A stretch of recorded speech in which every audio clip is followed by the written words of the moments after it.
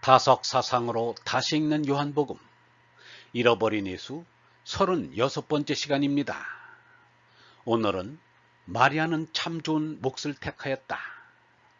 마리아는 참 좋은 몫을 택하였다 라는 제목으로 말씀드리겠습니다.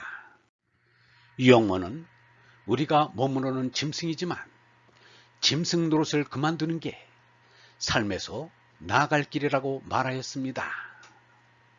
사람은 분명 짐승인데 짐승의 생각을 하지 않음이 얼나로 솟나는 우리의 길이다. 다시 말하면 사람이란 짐승과 다름없이 어버이로부터 태어나서 짐승들처럼 직접 간접으로 다른 생물들을 잡아먹으면서 살고 있다.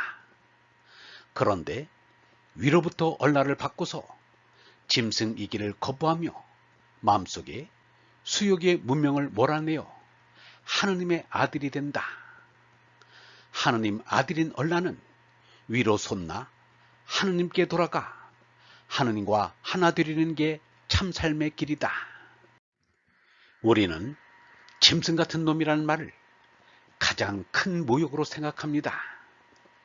그러나 사실은 짐승 같은 놈도 아니고 짐승 그 자체입니다. 예수와 석가처럼 금욕 생활을 주장하면 대부분의 사람들이 아주 싫어하여 고개를 돌립니다. 왜 그러냐 하면 짐승처럼 짝져 자식 낳아 기르며 살고 싶기 때문입니다. 얼나로 솟나기 전에는 톨스토이나 마트마 간지도 호색하였습니다. 톨스토이 아내 소피아는 톨스토이가 손님들을 초대하여 연회를 열고서 파연을 할 때가 되면 아직 손님들이 다 돌아가지도 않았는데 옆방으로 자신을 데리고 가 정사를 나눴다고 했습니다. 소피아 자신도 싫지 않았다고 하였습니다. 간디는 위덕한 아버지를 간병하다가 자리를 떠나 아내 카스트로바이와 정사를 벌이다가 그만 아버지의 임종을 지키지 못하였다며 참여하였습니다. 톨스토이와 간디는 얼나로 거듭난 뒤로는 아내와도 성생활을 그만두고 금욕생활을 하였습니다. 유영모는 자기의 여인 골상이 호색하게 생겼다고 말하였습니다. 그러나 52살부터 아주 단방을 하여 스스로 해혼하였다고 말하였습니다. 석가는 혼인을 하였다가 혼인을 풀어버렸으니 해혼을 한 것입니다. 예수는 혼인을 안 하고 혼인을 멀리하였으니 원혼이라고 하겠습니다. 이처럼 여인을 멀리하였으나 그들 주위에는 여인들이 모여들었습니다. 여자들도 진리를 배우겠다니 사절할 수가 없었습니다. 석가 주위에 모여든 사람 가운데 비구가 886명, 비구니가 103명이었습니다. 또 우바세가 128명이고 우바이가 43명으로 모두 1160명이나 됩니다. 이것은 경전에 이름이 실린 사람만을 헤아린 것입니다. 석가에 비하면 예수를 따른 사람은 비교가 안 될 정도로 적습니다. 예수를 따른 이 가운데 남자는 22명, 여자가 9명입니다. 이름 없이 등장한 사람 36명을 합쳐도 겨우 67명밖에 안 됩니다. 석가의 공생애가 45년인데 비해 예수는 4년도 안 됩니다. 예수의 공식적인 제자 12사람 가운데는 여자가 없습니다. 그러나 예수는 여인들에게 개방적이었습니다. 예수는 여자들과 공개적으로 이야기를 나눔으로써 유대교 관습을 저버렸고 또 여자들을 집단의 일원으로 받아들였다. 신약 성서 루가복음을 보면 예수를 집으로 초대한 마르타가 동생인 마리아는 앉아서 예수가 하는 말을 듣기만 하고 자신이 혼자 집안일을 한다며 불평을 늘어놓는다. 제 동생이 저에게만 일을 떠맡기는데 아무렇지도 않으십니까? 마리아더러 저를 거들라고 해주십시오. 그러나 예수는 오히려 마리아를 두둔하였다. 그리고는 너무 많은 욕심을 품고 있다며 마르타를 나무랐다. 꼭 필요한 것은 한 가지다.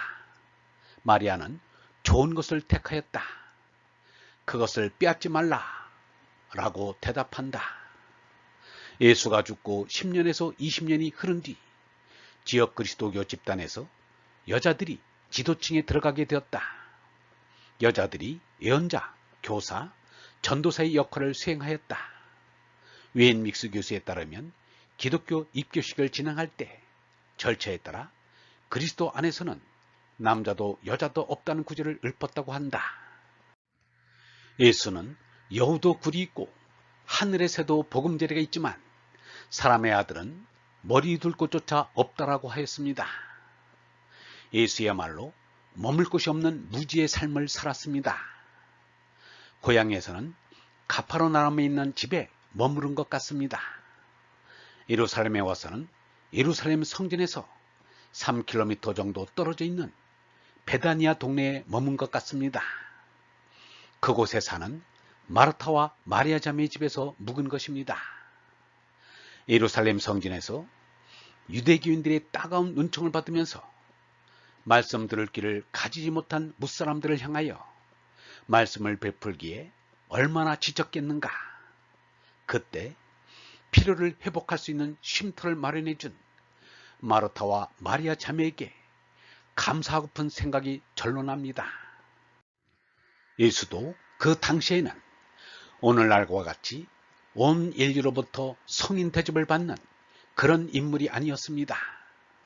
사람들로부터 마귀 들린 놈, 미친 놈이라는 핍박을 받으며 사람들이 잘 알아듣지도 못하는 말을 하는 시골뜨기 무명 청년에 지나지 않았습니다. 그래도 마르타와 마리아 자매는 어느 정도 예수의 비범함을 안 것 같습니다.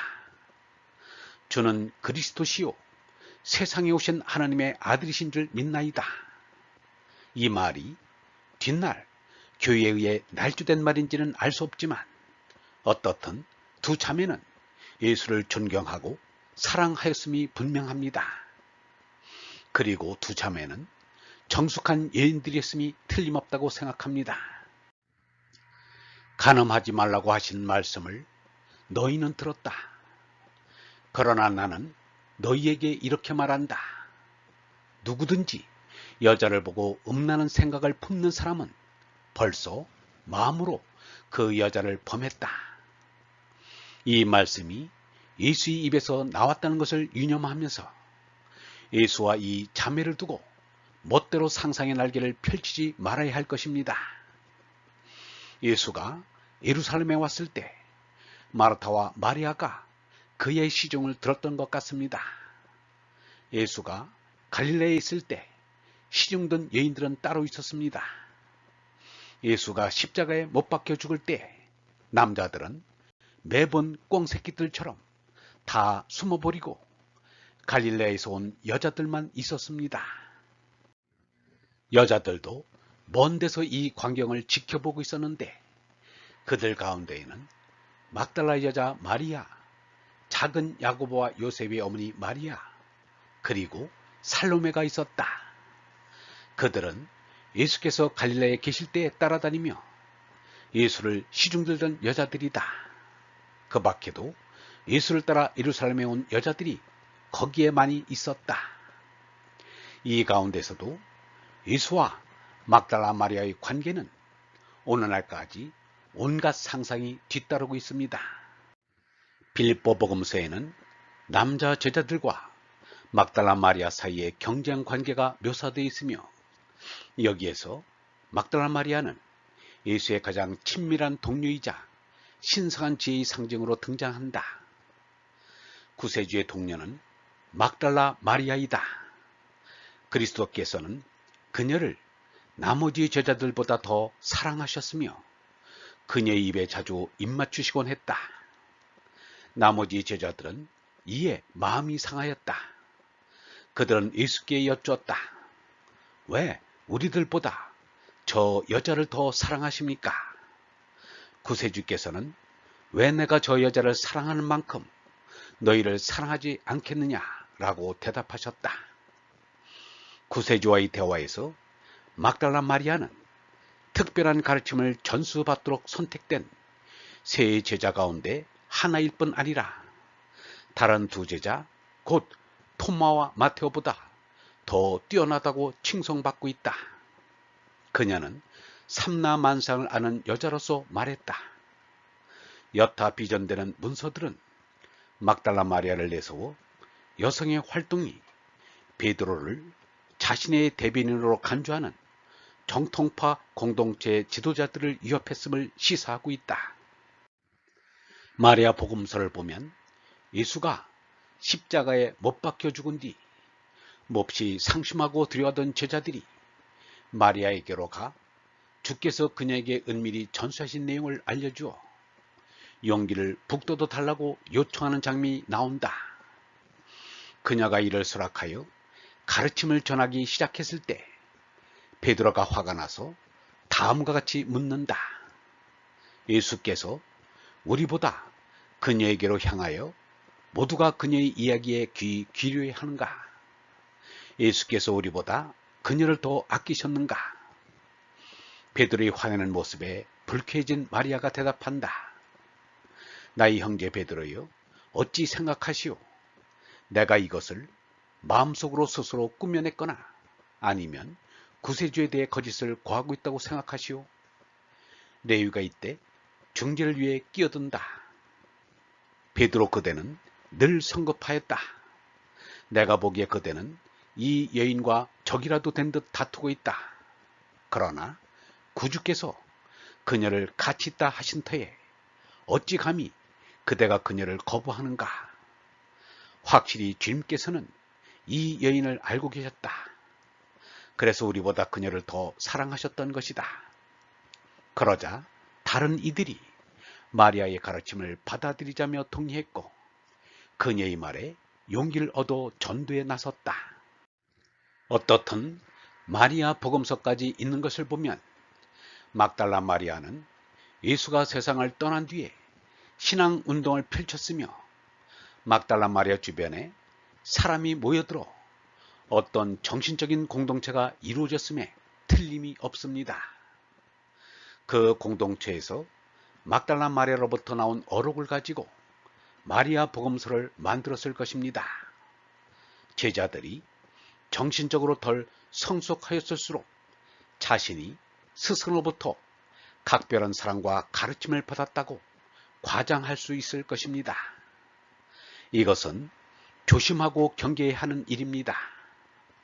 제나로 주고 얼나로 손나야 할 터인데 제나가 더 살아날 수 있기 때문입니다. 그래서 예수가 너희는 그저 예할 것은 예하고 아니오 할 것은 아니오라고만 하여라. 그 이상의 말은 악에서 나오는 것이다 라고 말하였습니다. 제나는 아니오, 얼나는 예, 이것이면 그만이란 말입니다. 인용문을 더 참고해 봅니다. 신앙제에는 베드로와 막달라 마리아 사이에 벌어졌던 또 하나의 논쟁이 소개되어 있다. 베드로는 마리아가 예수와 대화를 독점하고 있으며 자신과 여타 사도들이 응당드려야 할 우위를 앗아갔다고 불평한다. 예수께 마리아의 입을 다물게 하라고 요청했던 베드로는 즉시 책망을 받았다. 그러나 후에 마리아는 베드로가 저를 주저하게 만듭니다. 그가 여성을 증오하기에 저는 그가 두렵습니다 라고 말하며 예수에게 베드로와 자유의 말을 나누지 못함을 알렸다. 예수는 남녀 구분 없이 성령을 받은 자라면 누구든 하느님에 의해 말을 하도록 전해졌다고 대답했다. 하느님 아버지를 찾아가는 일에 남자와 여자의 성차별이 있을 수 없는 것은 기본입니다. 그러나 어느 정도 남녀 유배를 지키는 것이 자연스러운 일일 것입니다. 유영모도 남녀 사이에 가로놓였던 만리장성을 치운 것은 잘한 일이지만 그 만리장성이 마음속에는 있어야 한다고 하였습니다. 어디까지나 성적인 문란을 경계한 말씀입니다. 거기에는 스승도 제자도 다를 것이 없습니다. 사람과는 가까워질수록 졸라매야 한다. 고쳐 말하면 조심해야 한다. 몸을 뒤집어 쓰고 사는 인생이란 이런 것이다. 혼인 전에는 널리 생각하다가 혼인 뒤에는 바싹 졸라매야 한다. 더욱 조심해야 한다. 혼인은 될수록 안 하는 것이 제일 좋다. 혼인을 했으면 성생활은 빨리 끝내야 한다. 자녀는 될수록 안 낳는 것이 좋다. 낳아도 적게 낳아야 한다. 자녀보다는 마음의 제자를 길러야 한다. 얼번 여러분, 꼭 필요한 것은 한 가지입니다. 생멸의 제나에서 불멸의 얼라로 거듭나 참나이신 하느님과 하나가 되는 것입니다. 이것만이 꼭 필요한 한 가지입니다. 영원한 생민 얼라는 예하고 나머지 제나는 아니어하여 합니다. 하느님과 하나 되는 길을 택한 것이 가장 좋은 몫을 택한 것입니다. 나머지는 다 제나의 욕심에 따르는 것이니 버려야 합니다. 하느님과 하나 되는 길에는 남녀가 차별이 있을 수 없고 노사가 다르지 않습니다. 누구나 언제 어디서나 꼭 필요한 그 하나를 잡고 놓치지 말아야 합니다. 그 길이 승리의 길이요 영광의 길입니다. 영성신학원 다석 아카데미의 하늘소리였습니다.